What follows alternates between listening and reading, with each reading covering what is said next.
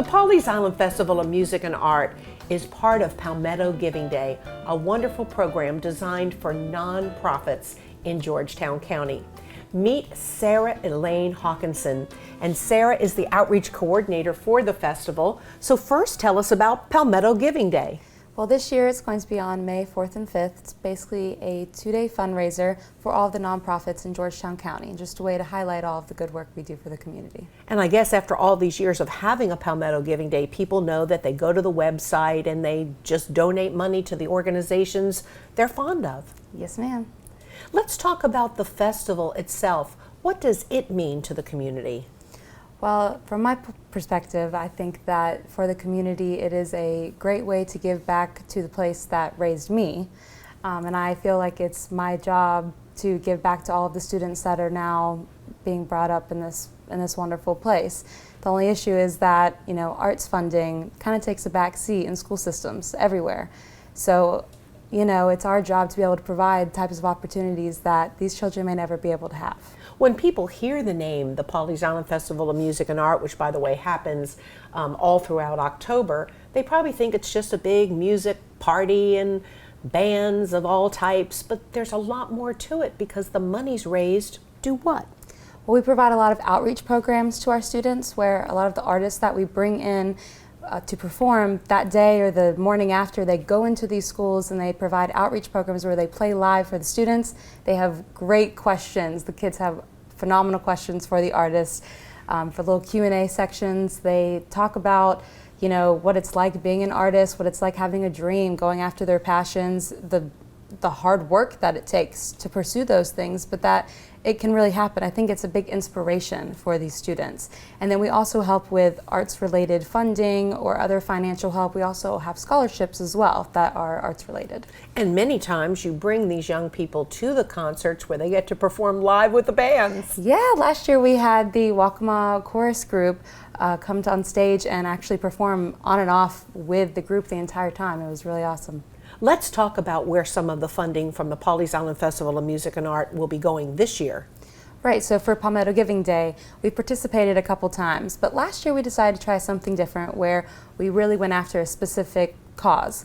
And we started the Sandpit Strings program, which is an after-school weekly program for the Sandpit elementary students. We have 18 very excited students and a great part-time violin instructor who teaches them every week. And we are hoping to expand on that this year and grow because there's a lot of other schools in the county who have spoken up about wanting to do something similar at their schools. So we're hoping to be able to continue this program and expand it. I heard that many of these kids were just thrilled to be a part of the program and they've really excelled. Yeah, we're very excited to see what they do by the end of the semester this year. We started in September of last year in 2021. And at the end of this school year, they're going to have an end-of-the-year performance. So I'm really excited to get to see what all they've accomplished.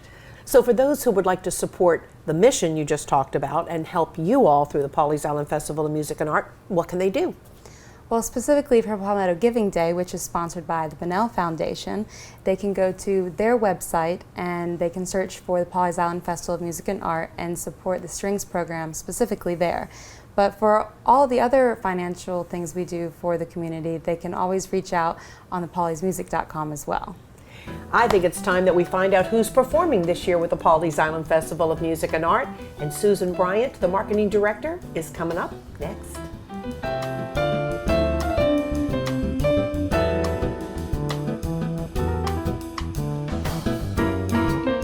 Diane, we're so excited about this year. I can't believe it's already here. It's October will be here before we know it.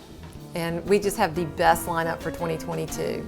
Last year was a terrific sellout. It was. I mean, people are still talking about saying the whole season that it was the best season we've ever had. How are you ever going to top it? And now that we have announced this year's lineup, people are saying, oh my gosh, we can't wait. And I mean, they start selling tickets soon, but people just seem really thrilled about the different styles of music that we keep choosing, the different genres, and that's what's important, is that that's how you reach people. You can't play the same thing all the time. So. And there's no doubt that people should not wait till the last minute, because there have been many concerts over the past couple of years that have sold out. A lot of concerts sold out last year, and I really believe that there are going to be several that do this year. So if you know that you're going to be in town, go ahead, buy those tickets and get ready, because if you wait to the last minute, you probably will not have that opportunity. Let's talk about the rundown, and first how we begin with a fabulous party. Yes, on the first Thursday night, October 6th is when it actually kicks off, and it's the Pawleys Island Wine and Food Gala. Wonderful vintners every year that come, have incredible chefs from all over to do the appetizers. We have the fabulous reverse drawing that you and I get to participate in, the silent auction. It's just a great night, and people, it's just a great opening for the festival, and they just get so excited about it, and it's just a great way for people to get together. And then how about the different entertainers? Well, we follow the Wine and Food Gala with Giada Valenti. And Giada was supposed to be here a few years ago, and when we had to postpone because of COVID, and she could not reschedule until this year. She is a beautiful classical singer. She has done many shows on PBS. She is from Vienna, I believe. I think the name of the show is Vienna to Vienna with Love. I mean, the costumes, the music, her voice is just breathtaking. People will really love her.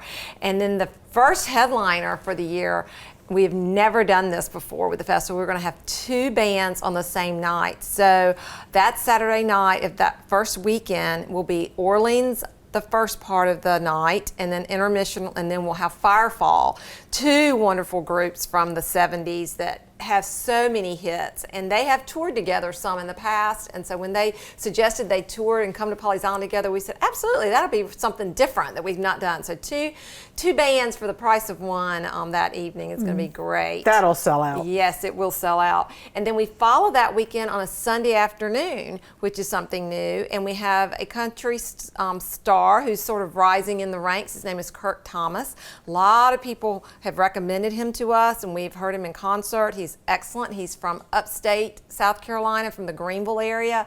Has written a lot of songs for Zach Brown. So I really think that that's going to be a concert that is going to sell out quickly as well. And then we take a little break and we go into the next week. And the first concert that week is the Sharp Family Singers, and that's Broadway. So as you can see, we're just touching on different genres every single night. And the Sharp Family Singers, the mom and dad that are the lead in that, were stars on Broadway in Les Mis.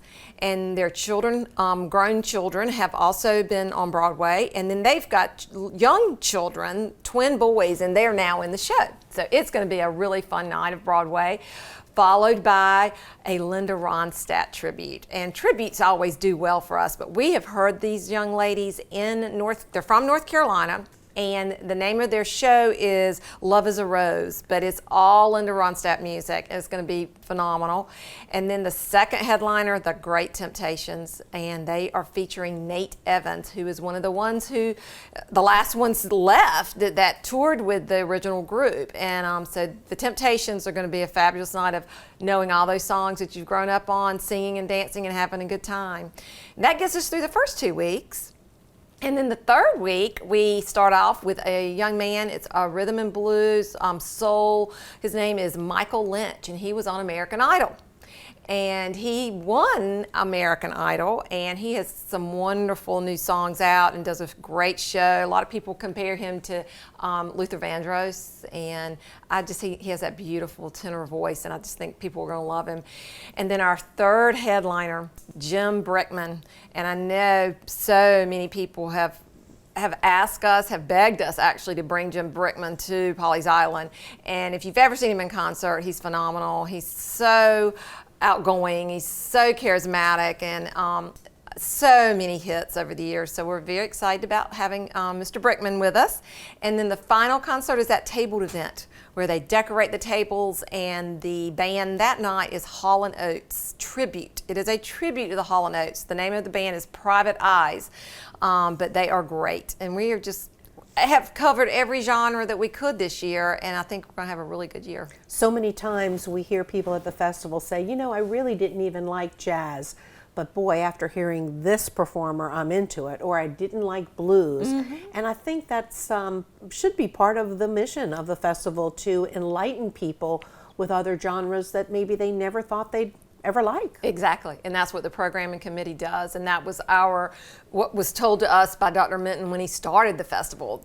He wanted to bring cultural awareness to the Low Country, and he meant by that all types of music for all ages, for all people. I mean, just any children, elderly, young, everyone. So I think that's very important that we try to continue that legacy every year.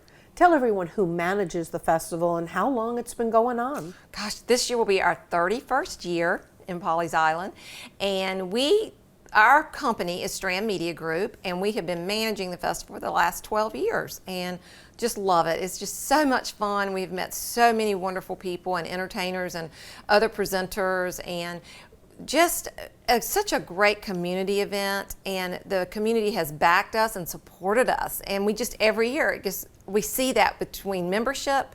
The membership continues to grow. We continue to go out into more and more schools and reaching more and more students. I think we just figured out a few weeks ago that we've seen over 13,000 students that we have reached through the outreach that Sarah was talking about previously. And that is very important to us, because we're not doing this just for the entertainment. We really do want to bring these different types of entertainers into the arts programs at the Georgetown County School System. And finally, we know that Palmetto Giving Day is May 4th and 5th, as Sarah said, but we want to remind everyone that after the Palmetto Giving Day, they can certainly, and of course before, they can get tickets through your website. Yes. Anytime you want to go to pawleysmusic.com, you can get all the tickets you need. If you need help, call our offices. We'll be glad to help you, assist you picking your seats, because now you can pick your own seat for each show. So sometimes people need assistance, and we don't mind helping. October is always our favorite time of year with the Pawleys Island Festival of Music and Art.